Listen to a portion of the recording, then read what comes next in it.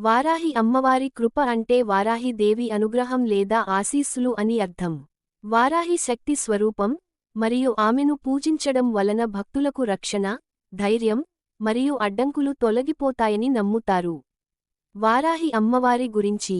వారాహి దేవి సప్త మాతృకలలో ఒకరు, మరియు ఆమె శక్తి మతంలో ముఖ్యమైన దేవత. ఆమెను శైవులు, వైష్ణవులు, మరియు శక్తి ఆరాధకులు పూజిస్తారు. వారాహి అమ్మవారికి పంది ముఖం ఉంటుందని పురాణాల ద్వారా తెలుస్తుంది. ఇది భూమిని రక్షించేందుకు విష్ణువు వరాహావతారంలో సహాయం చేసిందని చెబుతారు. వారాహి అమ్మవారి కృప వల్ల కలిగే ప్రయోజనాలు. రక్షణ.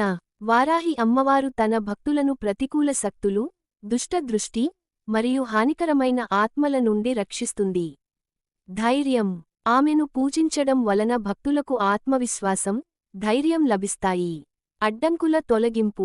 వారాహి దేవి భక్తుల మార్గంలో ఉన్న అడ్డంకులను తొలగిస్తుందని నమ్ముతారు. శత్రువులను జయించడం.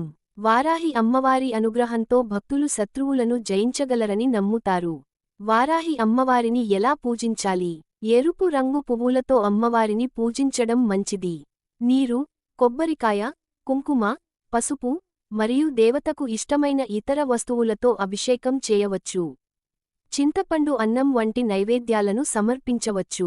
వారాహి మంత్రాలను, శ్లోకాలను పఠించడం వల్ల అమ్మవారి అనుగ్రహం లభిస్తుంది. ఈ వీడియో మీకు నచ్చినట్లయితే లైక్ చేసి షేర్ చేసి సబ్స్క్రైబ్ చేసుకోగలరు. జై శ్రీరామ్.